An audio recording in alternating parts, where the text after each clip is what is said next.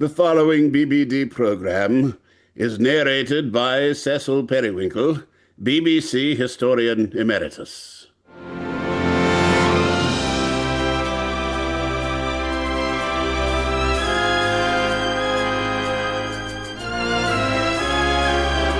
In the shadowed corridors of America's forgotten past, few genres shine as dimly as radio dance.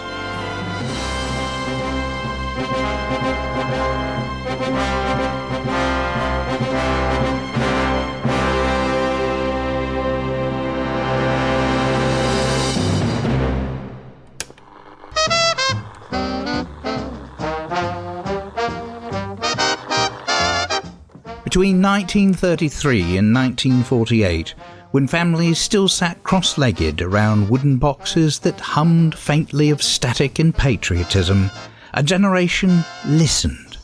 Yes, listened to dancing.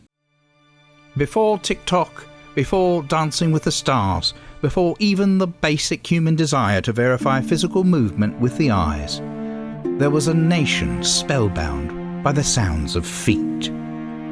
Feet, breathing, and the occasional movement.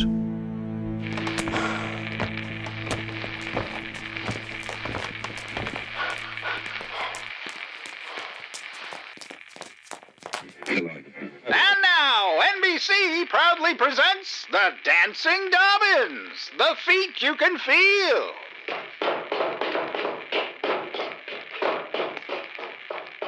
Mabel Dobbins, one half of the Dancing Dobbins, along with longtime dance team partner Skip McDaniel, had this to say about the Dancing Dobbins in a Decca archival interview in 1962. Radio audiences were rapt. We couldn't see a thing, my fans would say.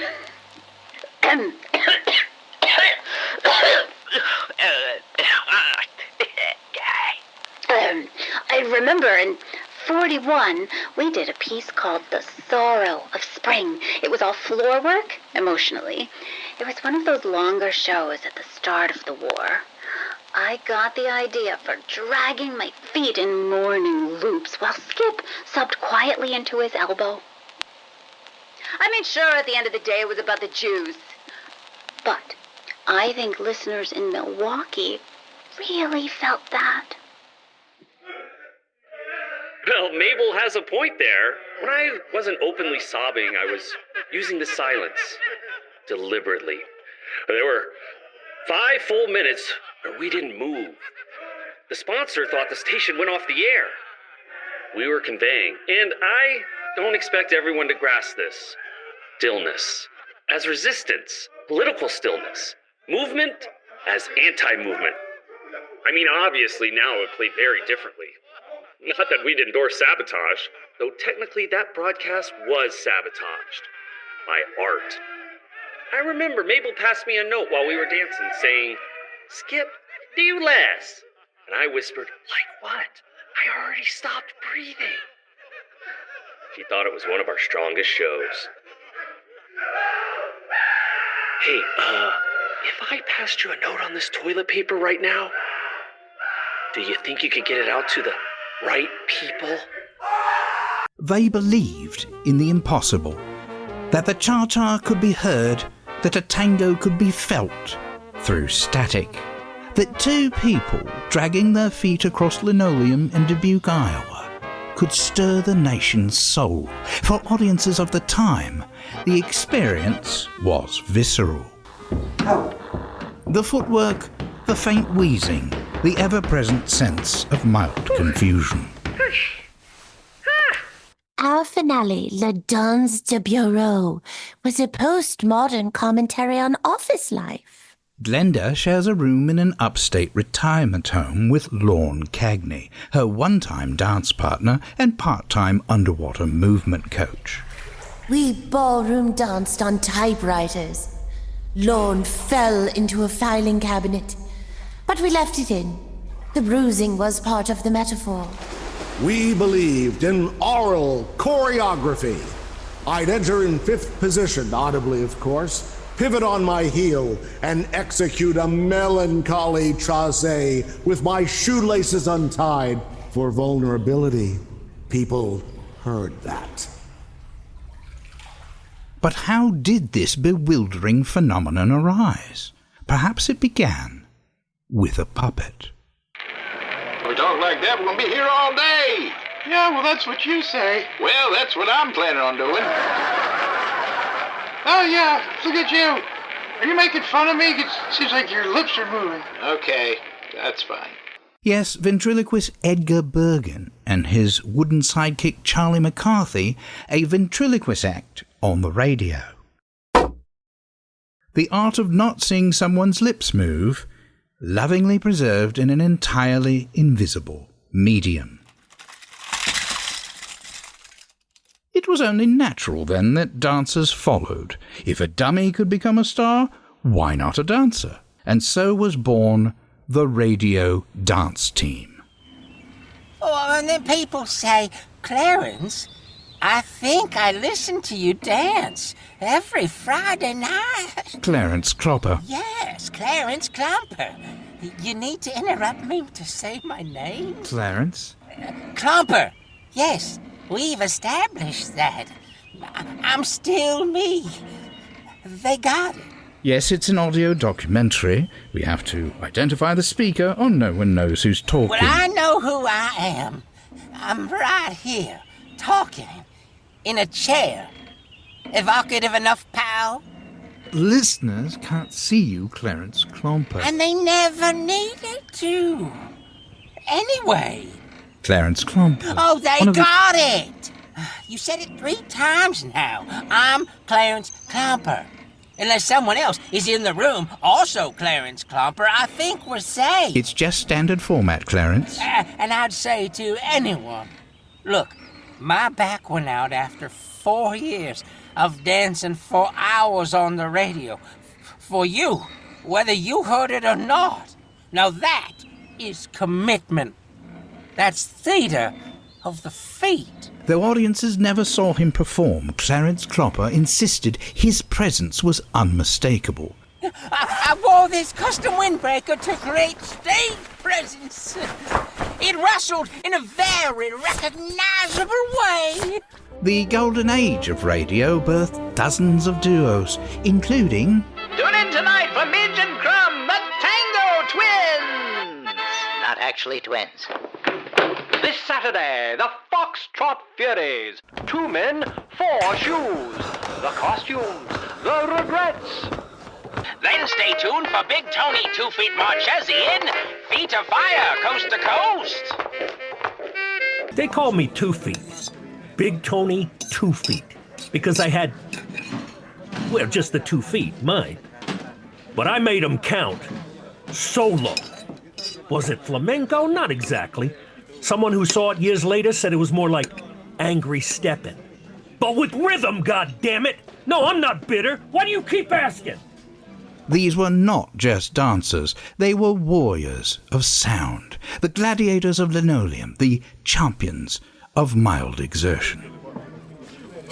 People ask me, Tony, how were you able to connect with audiences so well and for so long when they couldn't see you? I say, through the feet. I did a triple stomp ronde jambe that night Roosevelt got elected. Women wrote in saying they were damp. Might have been the fog of war, but I like to think it was the ronde. And this... The studios had to be quiet so that you, the radio audience, could really hear the dance moves. No audience, no applause, just a mic, the sounds of music in the other room, and shoes. It was a thing. With me is Mr. Neville Spon, former sound technician for many radio dance programs. Neville, thank you for joining us here in the pub. What? Thank you for joining us here in the pub. Oh, pleasure, Cecil. Always happy to be partially remembered. Now, you held quite the title, didn't you? Oh, yeah. I was for many years a senior associate assistant technician of auditory rhythmic documentation, which is a posh way of saying I sat in an empty room with a microphone and waited for the feet to express themselves. The golden era of radio dancing, like the rhythmic footfall hour or dance time, when nothing bloody happened, and I heard every inch of it. What was the appeal of radio dancing? Nobody knows. But it was very popular, with the visually imaginative and the profoundly stupid. We had all sorts, tangos, foxtrots, occasionally a rogue conga, just the rhythmic shuffle of shoes on lino, broadcast directly into the nation's parlours. Listeners said it made them feel as though dancing was happening somewhere nearby, but out of sight. I imagine it required a certain technical finesse. Oh, absolutely. Most people don't realise how technical it is. Recording the sounds of people in the audience not being there, recording the absence of applause, the rustle of cloth, capturing the gentle disappointment in the air. Oh, there's artistry involved, a lot of precision. Did you always understand producer Sid Gernsback's vision? No, not at first. Obviously, music would have covered up the important sounds, the bodies gyrating and dancing, the exertion, the breathing, and of course, the shoes, marked individually, left and right, that sort of thing. One woman wrote me and said she learned a foxtrot just from listening. That was the proudest moment of my career. Right there. Yes. Well, was there a moment where, as a recording engineer, you thought this might not work? Well, every day, really. You want to know the moment that broke me? It was the interpretive intermission. 30 minutes of not entering a room. Just the idea that someone might and never did. And I recorded it, proudly. And now, Neville, you're retired. And what? Now, Neville, you're retired. I'm retired? Yes. Oh, yeah. Of course I am. I'm deaf as a lamppost now. Have been since 1943. Didn't notice it at first. Thought the dancers had just grown subtle. An extraordinary legacy. Neville Spon, thank you for your service to sonic footfalls. What? Thank you for your service, Neville. Oh, yeah. Thank you, Cecil. You're wearing very recordable shoes, if I might say. Cecil? Where'd he go? Oh, those were really lovely shoes. I wanted to get the sound of that. Dorothy Dottie Sweeney of the self-proclaimed greatest dance team radio has ever known spoke about it in this rare interview unearthed from the children's network show Gertie, the Milkroom Ghost. Gertie, Gertie, Milkroom Ghost. Call me Dottie, you little darlings, all of you. The radio dance shows never had a live audience in the studio because they might make noise. Oh, but the connection I and my various dance partners had with our little radio audience was palpable. Like this moment, you wonderful children. I always made sure to wear my finest gown. Rhinestones, fringe, the whole lot, even for the Wednesday matinees. You never knew who might be listening. It was so difficult to find a dance partner I really had chemistry with in those days. Yeah, she did it backwards and in heels. Bitch, I mean. She was a bitch. There, I said it. Children's show, Edgar. Oh, don't tell me you got Edgar in here to interview about me, too. How could you not know? Interview me about you, about us. I'm sitting right here with you. What's wrong with you? I'm just surprised. Of all the men I danced with, that they asked you to talk about it. All the others committed suicide. That is not true. Yes, it is, Dorothy. No. One gentleman paid someone to kill him. Gertie, Gertie, Milkroom Ghost. Dorothy was what we'd call in the business an independent tempo unit. Never the same rhythm twice. Sometimes not even during the same dance. In our radio show in 1948, she did an entire paso doble on her knees, said it was her commentary on masculinity. I had to crawl behind her like a sad crab. Her idea, of course, and the arms. Good Lord, the arms. She flailed like she was trying to fight off a bat. I'd say, Dorothy, love, this is a waltz. And she'd say, art has no meter, Edgar. Radio audiences thought I was elegant. Because you fooled them. Every Saturday night show, I did a grand jeté. You can't prove I didn't. As Gil Stratham, editor of Highbrow Digest, put it, they were not performers, they were conjurers of sonic illusion. You didn't watch them dance, you endured it.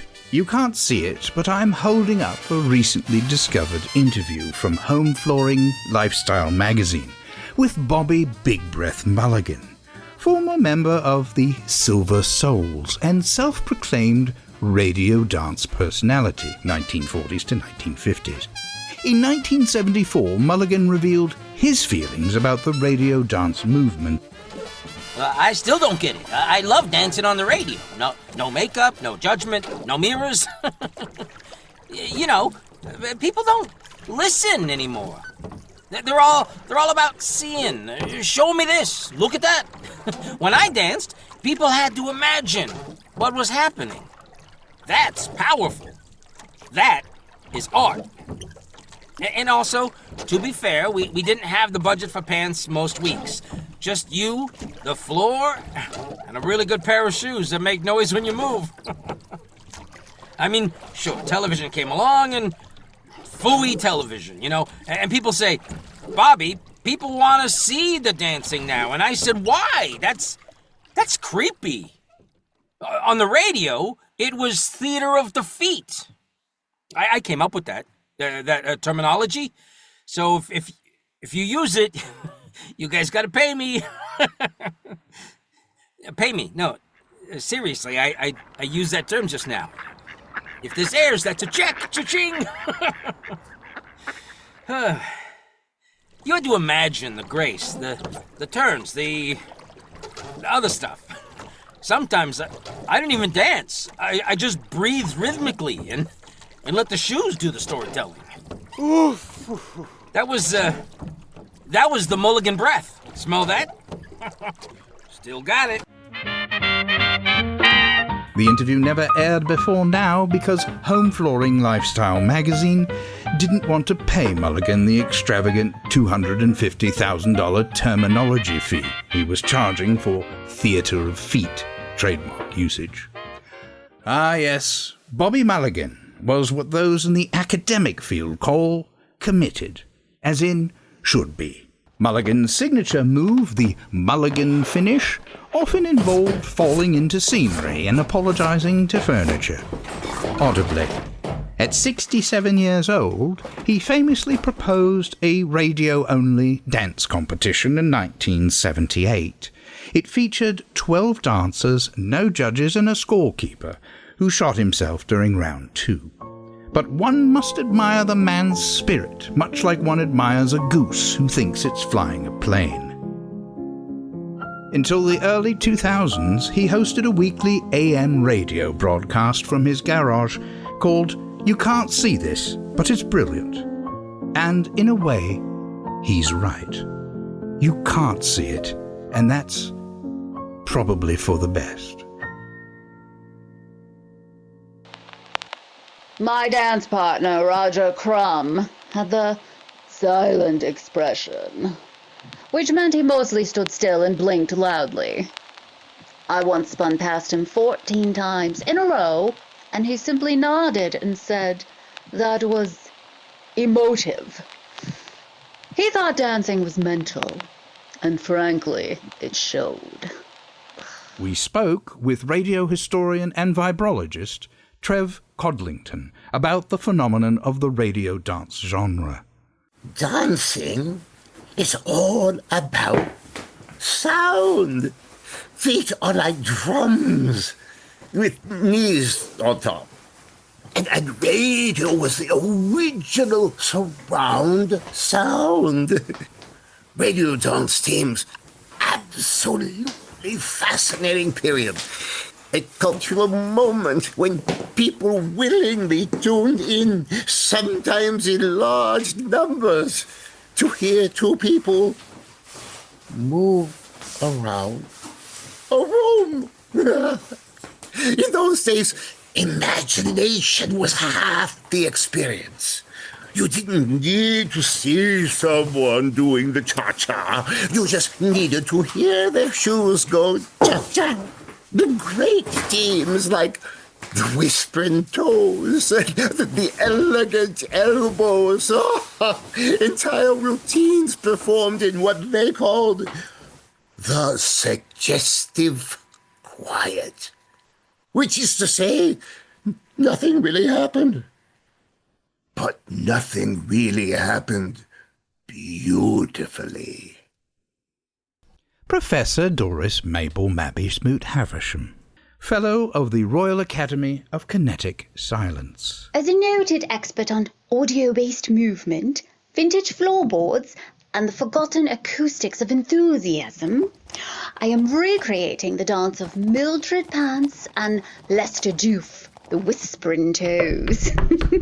They revolutionized inaudible motion on the airwaves from 1935 to 1940. Their signature style, low-impact drift ballet. Their philosophy, don't move too much. The microphone is sensitive. See? Audio dancing has declined a bit, admittedly. But to scholars like myself, it remains a golden age of barely audible footwork. I think it will be back. I mean, with the podcast, the TikToks, you name it. I mean, people watch videos of folks eating soup now. You're telling me they won't tune into a good heel-toe shuffle and a man whispering pirouette once every 6 minutes? But then came the fall. In 1951, disaster struck, when a live television feed of their final radio broadcast revealed that the beloved Fleur and Jean-Paul were not French at all. In fact, they were just one retired part-time shoe repairman, wearing a beret made of papier-mâché and cottage cheese, who tap-danced entirely with tiny shoes on his hands. The rise of television posed a terrible threat to the genre. Visibility. The visual ruined the illusion. Shoe repairman Harold Dumit, 61, seen here frantically performing the signature miniature hand-tap routine during an April 15, 1958 live television broadcast. Harold, appearing as Phyllis Fleur Dumit, the wireless radio star, attempted to evoke the spirit of Paris on camera, brandishing a spatula and yelling omelette at his non-existent partner, Jean-Paul. Moments later, the illusion of continental elegance collapsed entirely. As one avid listener, Myrtle Finkelbaum, wrote in a stern letter to CBS Audience Relations, Dear Sirs, I have been faithfully listening to Fleur and Jean-Paul every Thursday at 8 p.m. for the past 6 years. I bought a chaise lounge. I smoked cloves. I learned to pronounce bourgeois. I even married a man named Jacques. His real name was Ken, but I made him wear a scarf.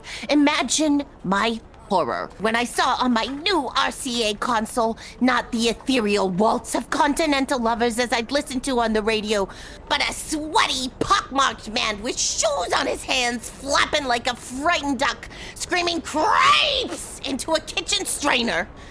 I am demanding a refund. For what, I'm not sure. Possibly time, possibly dignity. Forever disappointed, Madame Finkelbaum. As one critic for the Atlantic Tones in June of 1958 put it, in the stark silence following the radio dance team's final show, I felt I was witnessing the death of an art, or possibly the beginning of a nervous condition. Their work, while unwatchable, did question the viewer's very notion of watchability, a bold, if completely accidental, statement.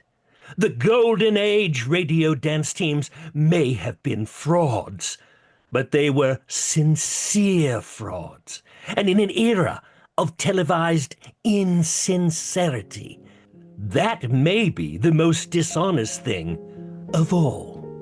Then television came in and, all of a sudden, everybody saw everything. I mean, I'm not that good a dancer. You could see it. You could see me. The whole thing. All of us. It was over for all of us. Television really killed radio dancing. And we definitely saw that coming. More than anyone else saw the dancing. When I saw myself on TV for the first time, I screamed. Turns out I'd been doing the Charleston backwards for 8 years. Crumb just stood there clapping. We weren't the best or even good, but by God, we were on the radio. And no one could prove we weren't dancing. Though invisible, they imagined themselves beacons of feeling. Every step a sonnet, every slide a shared secret. And though no one saw them, no one cared either. They danced like no one was watching, because no one was. And we listened.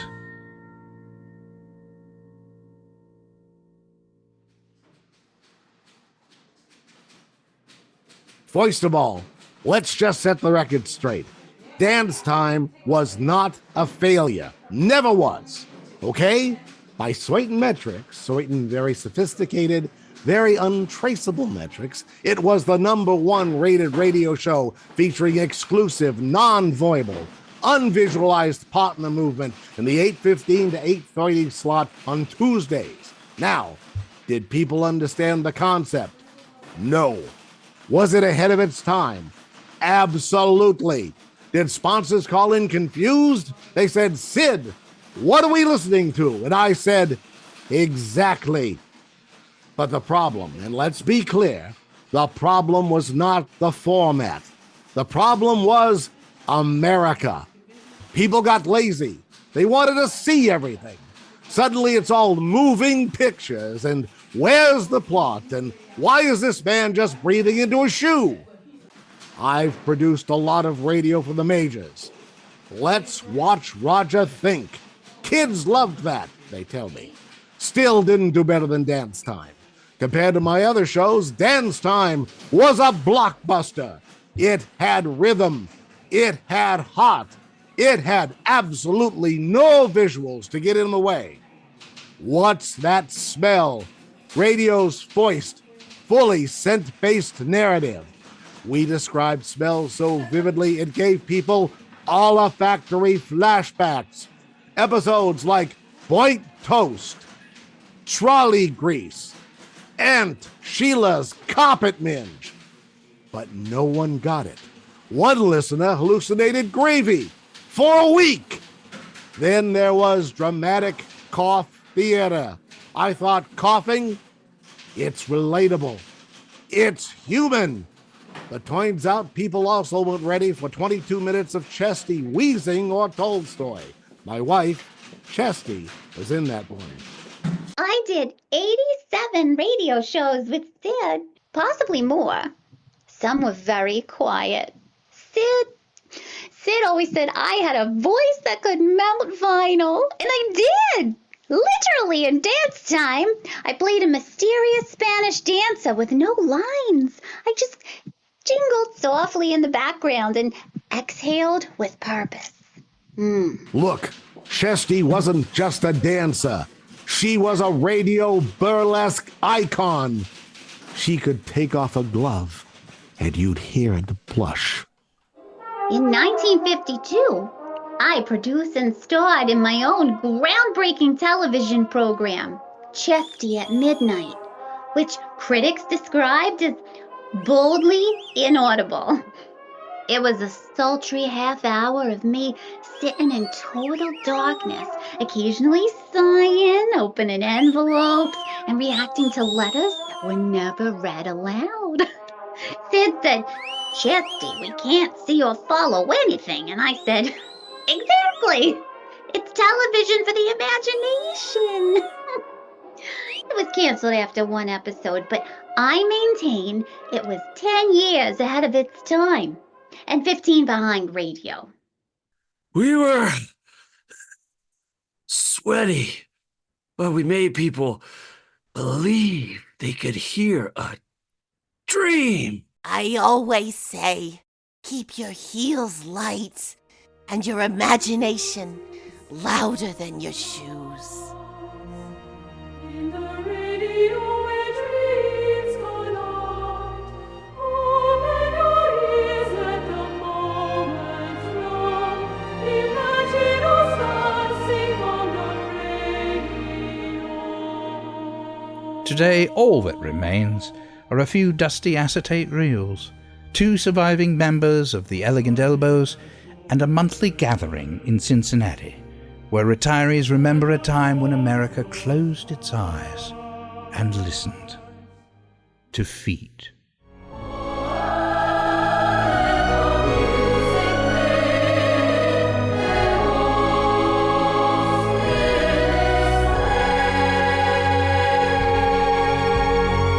They moved, we imagined, and somewhere between the two, art very nearly happened. Join us next week for Mimes for the Blind, an audible tribute, and Accordion Wars, the soundtrack of silence. Until then, keep listening, and remember there was a time when all you needed was a floorboard, a pair of shoes, and a nation willing to believe it meant something. Come feel the beat. Trust us to say they're dancing good, or at least okay. You can't see it, but I'm so far as they move so blind by it's quite the show. Come feel the beat. Trust the same, 'cause that's good. Trust us.